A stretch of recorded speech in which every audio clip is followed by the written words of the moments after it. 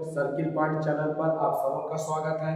मैं एम चक्रवर्ती जीके जिसके 10 डोज के साथ आपके सामने उपस्थित हूँ।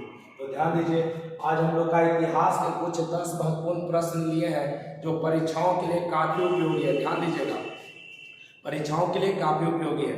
पहला प्रश्न हम लोग का है, बुद्ध की खड़ी प्रतिमा का निर्माण किस काल में हुआ? तो आपका आंसर क्या हो जाएगा? कुषाण काल। ध्यान दीजिएगा, बुद्ध की खड़ी प्रतिमा कहने का अर्थ हुआ कि बुद्ध का प्रतिमा किस काल में बनाया गया?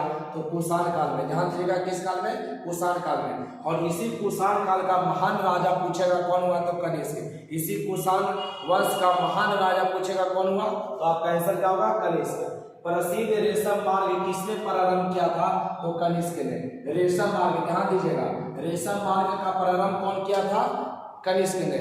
चीन से हमारा व्यापार होने के लिए बहुत जरूरी था रेशम मार्ग, जो कि कौन लाया?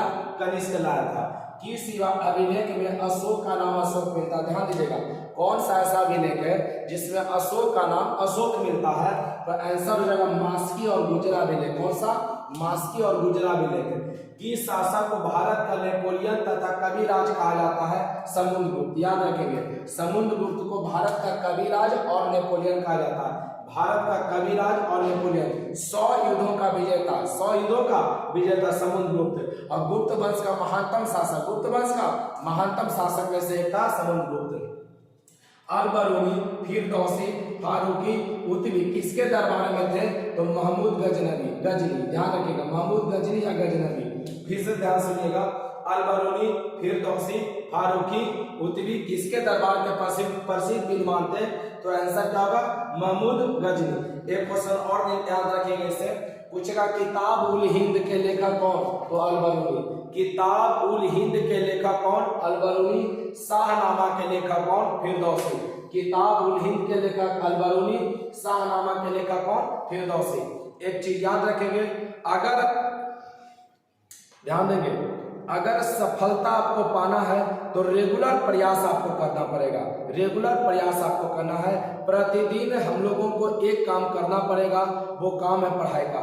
क्योंकि शिक्षा से जो क्रांति आएगी आपके जीवन के तस्वीर और तकदीर दोनों को बदलकर रख देगी। याद रखिएगा, सफलता पाने के लिए बातों से नहीं रातों से लड़ना पड़ता है। जो लड़का रात का सही उपयोग कर लेगा, पढ़ाई में कर लेगा, उसका रिजल्ट एकदम 100% पक्का है। हम लोग रिवीजन क्लास देख रहे हैं 10 के डोज में। पहला क्वेश्चन फिर से एक बार इसका रिवाइज कर लिया जाए। बुद्ध की खड़ी प्रतिमा किस काल में? कुषाण काल में। प्रसिद्ध रेशम मार्ग का प्रारंभ कनिष्क ने किया था। किस अभिलेख में अशोक का नाम अशोक मिलेगा? तो मास्की और गुजरा।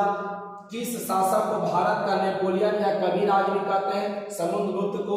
अल-बरूनी, फिरदौसी, फारूकी, उतवी किसके दरबार के प्रसिद्ध विद्वान थे? तो महमूद गजनवी। महमूद गजनवी या महमूद गजनी। तो बढ़ते हम लोग आगे प्रश्न की ओर। चलिए बच्चों, बढ़ते हैं आगे। एक बार गौर से सुनिए, अगर मेहनत आदत बन जाए तो कामयाबी मुकद्दर बन जाती है। अगर मेहनत आदत बन जाए तो कामयाबी मुकद्दर बन जाती है। हम लोग बढ़ते हैं 6 नंबर प्रश्न पर। एकता व्यवस्था को कौन लागू किया था? तो इल्तुतमिश। एकता व्यवस्था कौन लागू किया? इल्तुतमिश।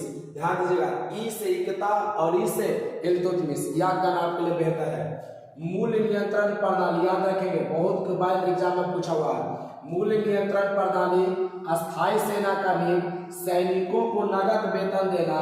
ध्यान दीजिए, सैनिकों को नगद वेतन देना, घोड़ा दागने की प्रथा, सैनिकों की हुलगा लिखने की प्रथा का शुरुआत कौन किया? तो अलाउद्दीन खिलजी। फिर से, मूल नियंत्रण प्रणाली अस्थायी सेना का नींव, सैनिकों को नगद वेतन देना, घोड़ा दागने की प्रथा, सैनिकों की हुलिया लिखने की प्रथा का शुरुआत कौन किया? अलाउद्दीन खिलजी। तालीकोटा का युद्ध कब हुआ? तो 23 जनवरी 1565। तालीकोटा का युद्ध कब हुआ? 23 जनवरी 1565। तालीकोटा का युद्ध कब हुआ? 23 जनवरी 1565। कहा? तो विजयनगर साम्राज्य एक तरफ था और अहमदनगर, गोलकुंडा, बीजापुर एक तरफ। विजयनगर एक तरफ, अहमदनगर, गोलकुंडा, बीजापुर एक तरफ। तो ध्यान दीजिएगा, ये अहमदनगर, गोलकुंडा, बीजापुर का जो त्रिकूट बना, इसका जीत हुआ और विजयनगर इस युद्ध में हार गया था। और तालीकोटा युद्ध है जो विजयनगर के पतन का कारण बना। क्वेश्चन पूछता भी है कि किस युद्ध के बाद विजयनगर का पतन हो गया? तो तालीकोटा का युद्ध। और तालीकोटा का युद्ध कब हुआ? 23 जनवरी 1565, 23 जनवरी 1565। ताली कोटा को राक्षसी तगड़ी का युद्ध कहा जाता है, राक्षसी तगड़ी या ताली कोटा 23 जनवरी 1565। बाबर अपना आत्मकथा लिखा था जिसका नाम था तुझके ये बाबरी, ध्यान दीजिएगा, बाबर अपना आत्मकथा लिखा जिसका नाम दिया गया तुझके ये बाबरी, जो किस भाषा में लिखा था? तो तुर्की भाषा में, ध्यान दीजिएगा। बाबर कौन भाषा में लिखा था? तो तुर्की भाषा में। बाबर ने अपना आत्मकथा तुझके बाबरी किस भाषा में लिखा? तो क्या बोलिएगा? तुर्की भाषा में। किस युद्ध के बाद बाबर ने जिहाद का नारा दिया? ध्यान दीजिएगा, जिहाद का नारा पूछेगा तो खानवा का युद्ध, किसके युद्ध के बाद? खानवा का युद्ध। और खानवा का युद्ध पूछेगा कब हुआ? तो 1527। खानवा का युद्ध कब हुआ? 1527। बाबर और राणा सांगा, बाबर और राणा सांगा, जिस युद्ध में बाबर जीता, राणा सांगा हारा, और किसका नारा दिया? जिहाद का। एक बार फिर से देख लिया जाए। छठा प्रश्न, एकता व्यवस्था को लागू किया इल्तुतमिश, मूल नियंत्रण प्रणाली, अस्थायी सेना का नीति, सैनिक को नगद वेतन देना, घोड़ा दागने की प्रथा, सैनिकों को हुलिया लिखने की प्रथा का शुरुआत कौन किया? अलाउद्दीन खिलजी। ताली कोटा का युद्ध हुआ 23 जनवरी 1565। विजयनगर साम्राज्य का हार हुआ था, अहमदनगर, गोलकुंडा और बीजापुर जो त्रिपुट बनाया था इसका जीत हुआ था। बाबर अपना आत्मकथा तुझके बाबरी लिखा, किस भाषा में लिखा? तो तुर्की भाषा, याद रखेंगे तुर्की भाषा में। किस युद्ध के बाद बाबर ने जिहाद का नारा दिया? खानवा का युद्ध। और खानवा का युद्ध पूछेगा कब हुआ? 1527 में। बाबर और राणा सांगा के बीच बाबर का जीत हुआ। बाबर अपने जीवन में लगभग जो लड़ाई लड़ा सब में जीता। तो बच्चों आज के लिए इतना ही। 10 के डोज में आप इसे याद कीजिए। परीक्षा के लिए रिवीजन क्लास है, परीक्षा की खोपड़ी में डायरेक्ट छेद करने वाला प्रश्न है। तो मिलते हैं हम लोग अगले वीडियो में, तब तक के लिए आप हंसते रहिए, खेलते रहिए, पढ़ते रहिए। जय हिंद, जय भारत।